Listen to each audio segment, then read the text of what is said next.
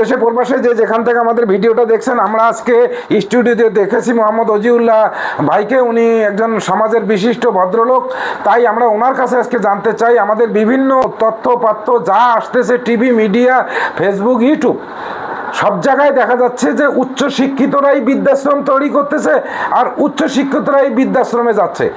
আবার আমরা আমাদের তথ্যপাতিতে যেটা পাচ্ছি যে দুর্নীতিও আর একটা কারণ বৃদ্ধাশ্রমে যাওয়ার।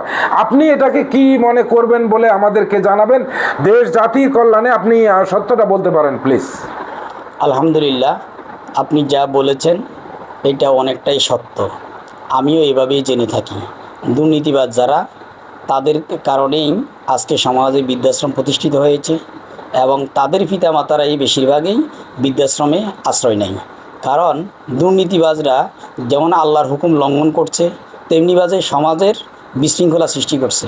আর সমাজের বিশৃঙ্খলার কারণেই বৃদ্ধাশ্রম প্রতিষ্ঠিত হচ্ছে এবং বৃদ্ধাশ্রমে এই বৃদ্ধ পিতামাতাগুলি ওখানে আশ্রয় পাচ্ছে।